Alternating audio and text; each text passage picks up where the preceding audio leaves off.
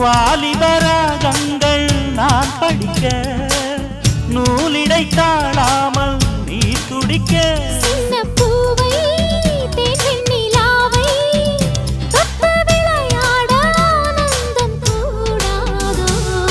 பாண்டியனின் ராஜ்யத்தில் உய்யலால வேண்டி நின்ற பைங்கிளிக்கு உய்யலால கையில் தந்தே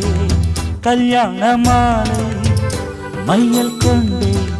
நான் இந்த வேளை